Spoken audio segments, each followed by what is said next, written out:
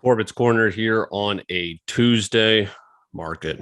Oof, just day after day. I'm not even caring anymore. It's like, it's eventually going to go up. It's just like, how far could this keep going on the bottom? Everyone's getting crushed.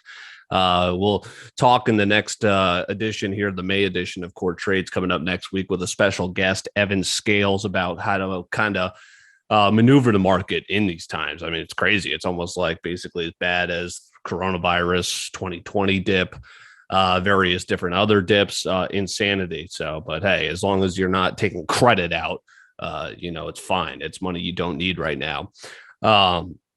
All right, so a Corbett's Corner here, of course, winging it coming out on its usual date as, we got the Wednesday night, Thursday visual audience coming up usually. So that's good stuff. Corbett's Corner here kind of doing the weekly update with the NBA, NHL playoffs. So kind of doing a little theme, not copying, but of course, Colin Cowherd, the herd. I love what he does with where Colin was right, where Colin was wrong.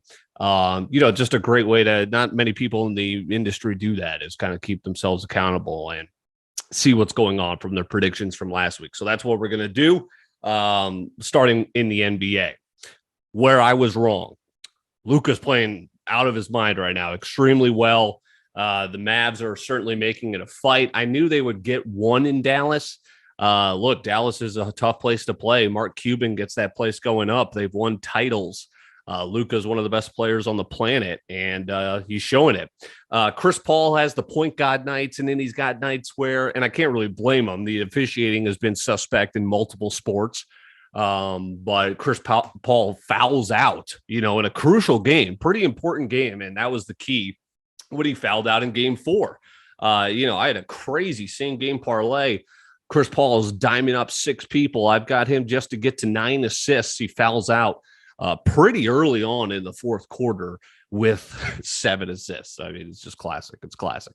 So yeah, 2-2. I guess that's where I was wrong. I was saying Suns in 5, but look, the Pelicans took the Suns to 6. That was obviously without Booker too. I guess the Mavs, who are better certainly than the Pelicans, could take them to 6 or hell even 7. Look, if the Mavs take this game tonight, oh boy, then things will start getting really hairy. But I think personally, the Suns get it done and eventually take the series, whether it be in Phoenix and then in Dallas, or if it's pushed to 7. I think it all hinges on a win here, defending at home in Phoenix tonight on a Tuesday. CP3 needs a point guard night. And Devin Booker's he might still be banged up, but he's got to give a little bit more. He's playing solid, but we'd like to see him back at that all-star level, or maybe even that killer level, right? Even one notch above that. Pivotal game 5 tonight. We're dealing with right. Memphis, overrated. Warriors, rolling them at the Chase Center. Swept them there. Chase Center come from behind victory last night. And I guess I'll stick with my prediction from last week in Warriors in 5.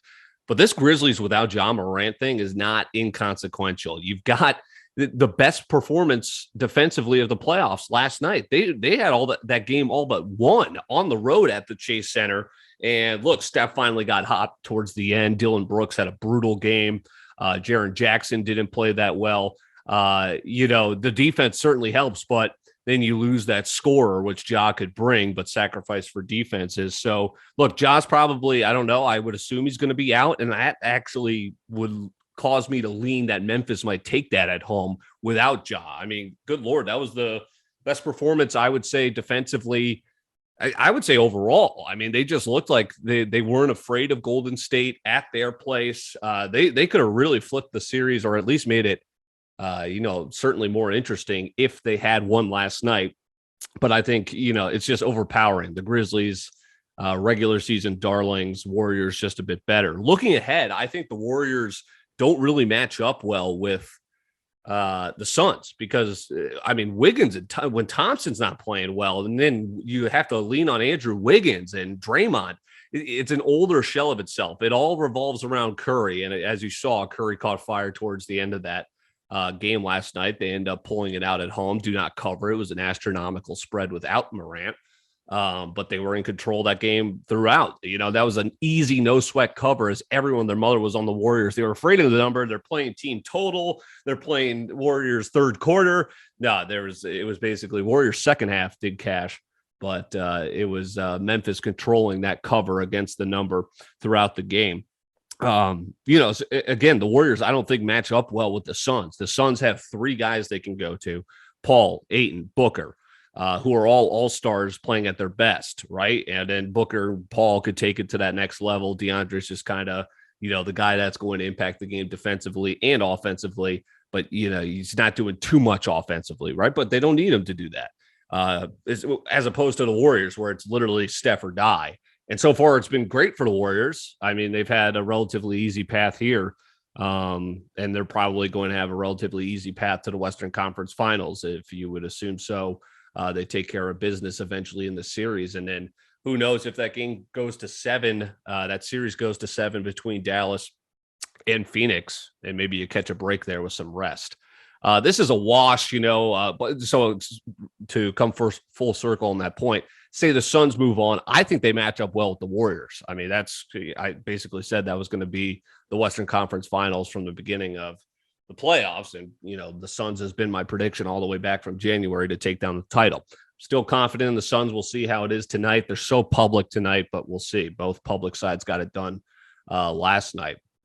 That's kind of the wash as we get to here. But if the Mavs somehow pull that victory out in that series, then advantage Warriors. It's literally just going to be Steph versus Luka. Luka has no one else he can go to. Brunson, he's not exactly the best second guy in command. Spencer Dinwiddie, he's fine, but yeah, the Warriors would be it would be such an easy path to the finals if they ended up having the Mavericks there waiting for them. Okay, so here's where it's kind of a wash, where I said this Heat series was going to depend on Embiid. Comes back and he's making an incredible immediate difference. He's making Bam Adebayo look scared.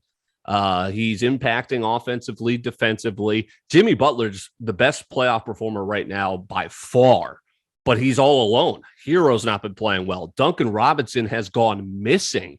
He hasn't, after torching the Hawks, he hasn't even sniffed the floor against the 76ers. They've been shooting abysmally without him. Is that a Heat culture thing? Is he scared? He's doing a podcast throughout the season on the side. Is his heart really in the game? He got all that money. Now all of a sudden he's getting benched in a pretty crucial series in the biggest spot. You're paying him all that money to a guy that was undrafted. The whole story is he was a walk-on. He's going to junior college. Nobody really looking at him. He gets all this money, and now he's not even seeing the floor. What's Coach Spo doing? Heat culture. Is he going to come out? Are they going to be able to? Well, first of all, is James Harden going to be able to stay out of the strip club? Right back to South Beach. Can he do it? He's looked like a different person in Philly. Can the Heat defend home court? I like to believe that the Heat can do so tonight. Again, they're the public side. We'll see.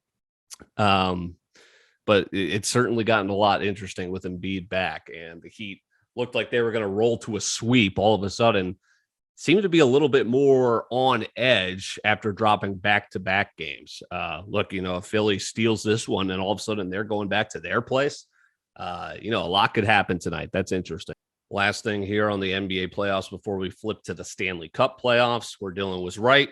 I said 2-2 heading back to Boston. That's exactly where we are.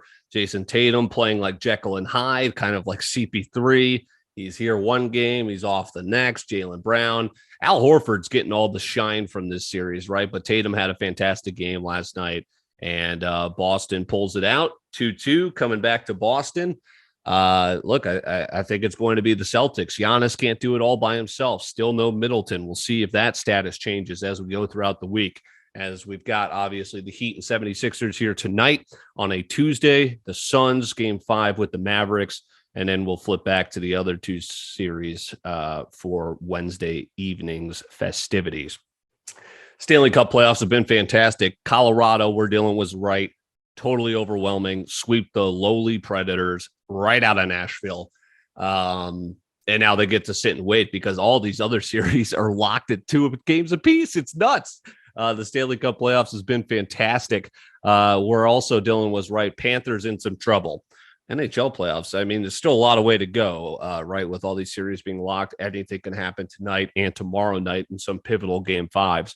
But the Panthers certainly looking to some trouble. They barely got back to a series tie there on the road in OT. The Avs sweep the Preds, as aforementioned. Wild in some trouble, 2-2. Look, I kind of like all road teams tonight, and here's a little bit why. Well, first of all, the public's all over the home favorites here. I've been saying the last 2 weeks, the Wild have not won a playoff series on home ice advantage. I think they lose tonight. I think the Blues get it done tonight. Classic Minneapolis choke job over in St.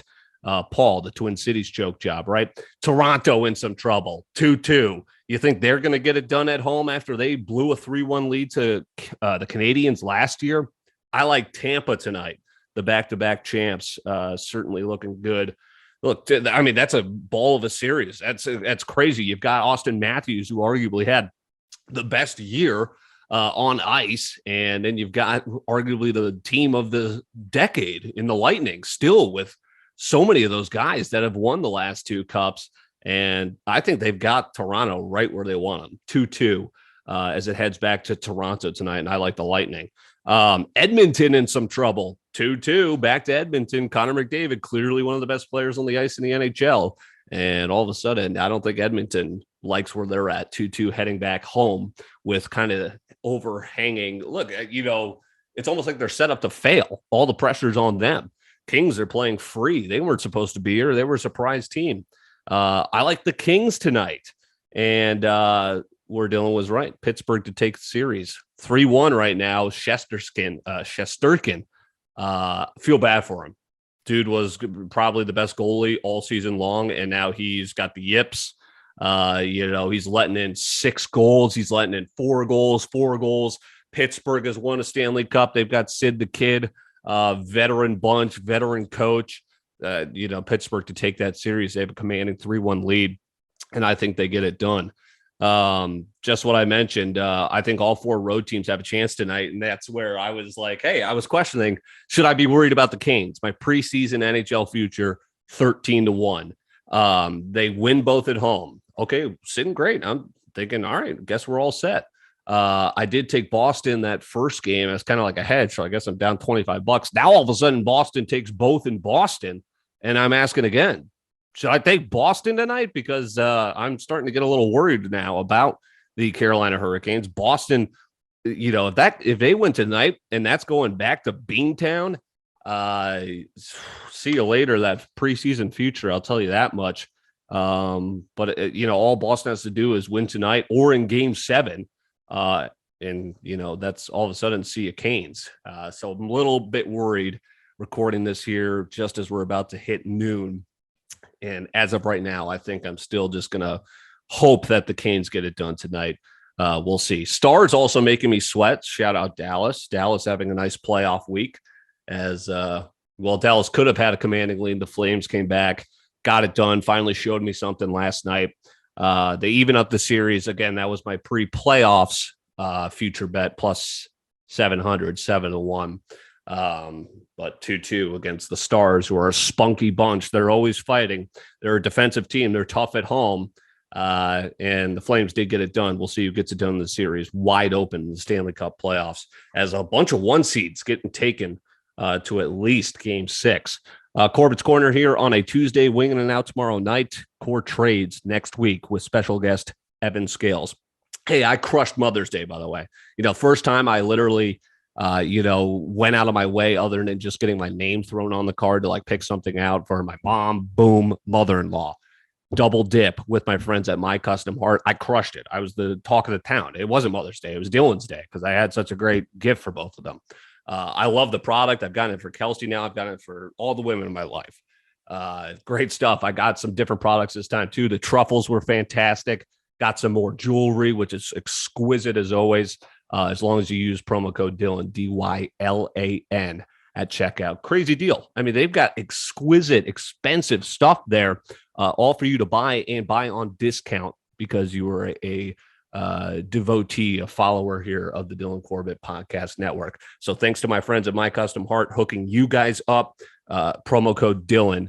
And again, if you didn't get something for Mother's Day, that's fine. we like just letting you know these are the guys for whenever you do want to step up to the plate and revolutionize your gift giving experience there for that special someone, whoever it is. I crushed it with my wife, crushed it with the moms. They help you do everything. That's my custom heart promo code Dylan at checkout. All right, we'll talk to you later this week.